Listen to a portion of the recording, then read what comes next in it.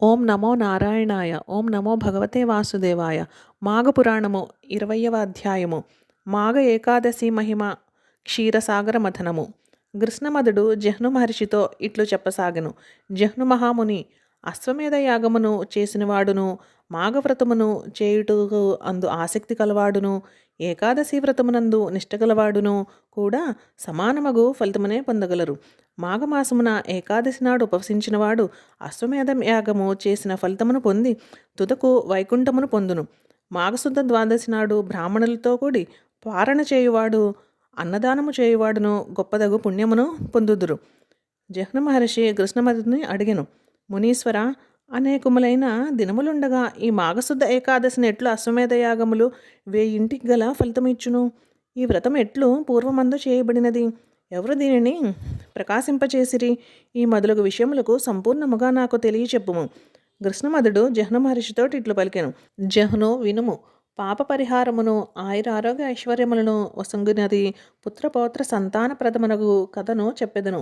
పూర్వకాలమున దేవతలు రాక్షసులు భాగ్యమును కాంక్షించుచు పాలసముద్రమును మదించిరి. మేరు పర్వతము కవ్వముగాను, వాసుకి సర్పరాజమును కవ్వపు త్రాడుగా చేసిరి. మేరు పర్వతమునకు వాసుకిని 3 మార్లు చుట్టి రాక్షసులు దేవతలు 2 కక్షలుగా ఏర్పడి, దేవతలు వాసుకి తోకను, రాక్షసులు వాసుకి శిరస్సును పుచ్చుకొని సముద్రమును మదించిరి.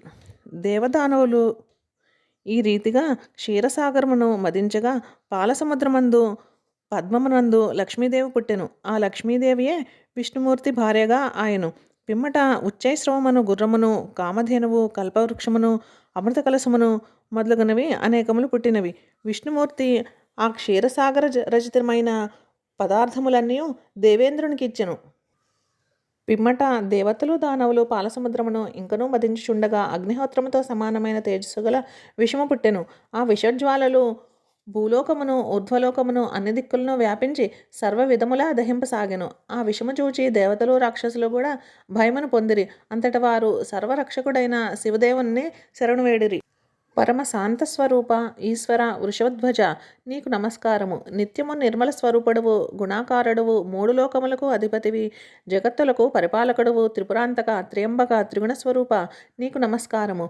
శ్రీహరికి ప్రేమాస్పదుడవు, పరమహంస స్వరూపుడవు, భయమును బాపువాడవు, మృత్యువును జయించినవాడవు, పరమమిత్రుడవు అగు భక్తి ప్రసన్న నీకు నమస్సులు. శంభో శంకర, మహాదేవ, నందివాహన, మమ్ములను రక్షింపుము.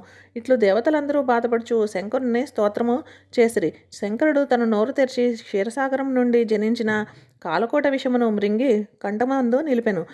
విషము నల్లదైన గాన ఆ విషము శంకరుడు కంఠమును నిలిపినందున శంకరునికి నీలకంఠుడని, నీలకంధరుడని పేరు వచ్చెను. అమృతము పుట్టగా అంతటా దేవతలు రాక్షసులు పాలసముద్రమును మదించుట మానిరి. అమృత కలసమును దేవతలు హరింతమని వారును, రాక్షసులు హరింతమని వారును వాంఛతో చూచుచుండిరి. అప్పుడు మాయా విద్యలందు నిపుణుడైన మాధవుడు స్త్రీ రూపం ధరించెను.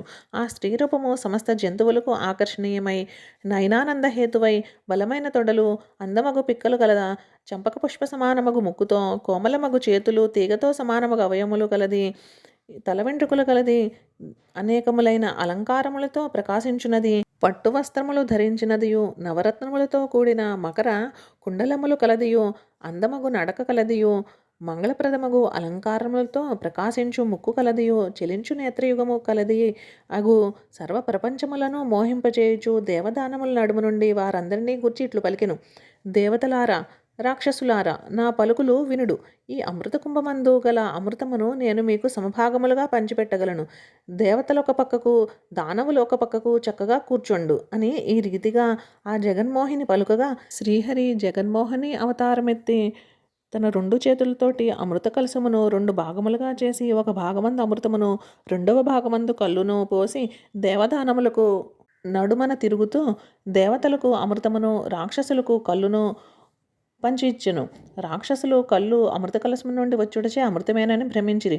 బరువైన కాలి అందెల చప్పుడు చేతను, కంకణముల చప్పుడు చేతను ఆ జగన్మోహిని రాక్షసులను మోహింపజేసి ఈ రీతిగా సురాపానము చేత మదించిన వారిగా చేసెను.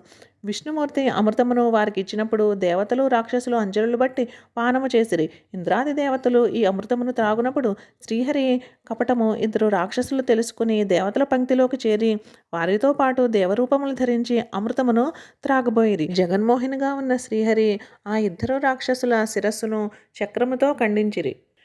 పిమ్మట దేవతలు రాక్షసులు హాహాకారములు చేయ మొదలిడిరి. రాక్షసులు తమకు అమృతము లేకపోయిననియు దేవతలు తమతో చేరి ఇరువురు రాక్షసులు అమృతమును పుచ్చుకొనని అనుకుంటూ హాహాకారములు లనర్చిరి. రాక్షసులంతా చింతాభరితులయ్యి ప్రాణములు రక్షించుకొనుచు తమ నివాసమునకు పోయిరి.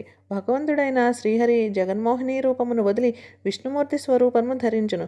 పిమ్మట విష్ణు చక్రముచే శిరస్సు ఖండించబడిన ఇరువురు రాక్షసులు విష్ణుదేవునితోటి ఇట్లనిరి, కేశవ, మాకు చావును బ్రతుకును కూడా లేకుండా చేసితివి. మాకు గతి ఏమి, ఆహారం ఏమి చెప్పుమని అడిగిరి. వారికి భగవంతుడు ఇట్లు బదులు పలికెను, మీకు వంతుల ప్రకారము మాయాకాలములందు పర్వతములయందు పౌర్ణమి అమావాస్య ప్రతిపత్తుల సందులయందును సూర్యుణ్ణి చంద్రుణ్ణి ఆహారముగా భక్షించుచు జీవించగలరు అని చెప్పగా రాక్షసులిద్దరూ ఆకాశమండలమును చేరిరి. పిమ్మట బ్రహ్మ విష్ణు మహేశ్వరులు ఇంద్రుడు మొదలగు వారు అమృత కలశమును పుచ్చుకొని తమ తమ నివాసములకు జనిరి. విప్రోత్తమ వినుము, ఆ పాల సముద్రమునందు అమృత కలశమును ఉంచిన స్థలమందు విధివశమున కొన్ని అమృత బిందువులు భూమి అందు పడినవి. ఆ స్థలమందు మృదువైన 2 వృక్షములు పుట్టినవి. వానిలో ఒకటి పారిజాతము, రెండవది తులసి వృక్షము. ఇట్లుండగా కొంతకాలమునకు సత్వజిత్ అను శూద్రుడు ఆ 2 వృక్షములకు నీటిని పోయసాగెను. ఆ స్థలమందు పువ్వుల తోటను నిర్మాణం చేసెను. తులసి వృక్షము కోమల పల్లవములతో మనసున కానందము కలిగించుచుండెను. పారిజాత వృక్షము కూడా పుష్ప పల్లములతో నిండి కనులకు ఆనందమును కూర్చుచుండెను. పారిజాత పుష్పము అందరికీ ఆనందదాయకము. పుష్పమందలి కేసరములు వివిధ రత్నములు పొదిగినట్లు ప్రకాశమానములు అగుచున్నవి. ఆ వృక్షము యొక్క శాఖలందు ప్రవహించిన పువ్వులు మంచి సుగంధభరితులై పరిమళములు కలిగి సుఖమునిచ్చు సువాసన కలిగి ప్రకాశించుచుండెను. ఇట్టి పారిజాతమును దేవేంద్రుడు పరివార సహితముగా చూచెను. ఒకనాడు దేవేంద్రుడు రాక్షసులను చంపుటకై తన ఐరావతమును ఎక్కి వెడలుచు మార్గమున గల పారిజాతమును చూచి క్రిందికి దిగి పువ్వుల తోటను చేరి పువ్వులను కోసుకొని మిగులు ఆనందముతో దేవలోకమున గల స్త్రీలకిచ్చుటకు తన స్వర్గమునకు చేరెను. అచట పుష్పములను శచీదేవి మొదలైన దేవతా స్త్రీలకు ఇచ్చెను. వారందరూ ఆ పారిజాత పుష్పములను చూచి మిక్కిలి ఆనందించిరి. మరియు ఆ పువ్వుల యొక్క వృత్తాంతమంతయు శాంతముగా దేవేంద్రుని వల్ల విని అతనితో ఇట్లు చెప్పిరి, దేవా, ఈ పుష్పములు మాకు చాలా ఆనందకరముగా ఉన్నవి. కాన నిత్యమును మాకు పుష్పములను తెచ్చి ఇమ్ము అని ప్రార్థించిరి. ఆ స్త్రీల మాటలను విని దేవేంద్రుడు అంగీకరించి రహస్యదూతను పంపి ప్రతిదినము దొంగతనముగా ఆ పువ్వుల తోట నుండి పారిజాత పుష్పములను తెప్పించుకొని స్త్రీలను సంతుష్టిపరిచి తాను కూడా ఆనందించుచుండెను. ప్రతిదినము ఇట్లు జరుగుచుండగా సత్యజిత్తు నిత్యము పువ్వులు లేకుండా గ్రహించి కారణము తెలియక ఒకనాడు ఆ పూతోటయందు ఒక పొదలో తాకి చూచుటకై రాత్రి అచటనే ఉండిపోయాను. అర్ధరాత్రి సమయమున దేవలోకపు రహస్యదూత వచ్చి పారిజాత పుష్పములను కోయిచుండెను.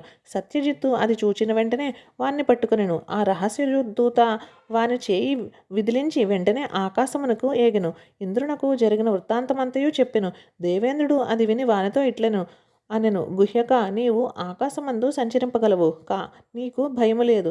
కాన నిత్యమును నీవు పోయి పూతోట నుండి పారిజాతమును తెచ్చి మాకిచ్చుచుండము అని పలికిన గుహ్యకుడు అందులకు అంగీకరించి తనకి ఇంటికి వెళ్ళెను. సత్యజిత్తు మిగులు విచారించుచు పుష్పములు ఇక దొరుకుట దుర్లభమని ఆకాశగమనులు అగు అమరులు పుష్పములను హరించుచున్నారని భూలోకమున నివసించు తాను వారిని పట్టుకొన జాలననియు అందులకై ఒక ఉపాయమును తలంచెను. విష్ణుమూర్తి యొక్క పూజా నిర్మాల్యమును పూతోట అంతయు మరియు పారిజాత శాఖలందును అంతటను చల్లెను.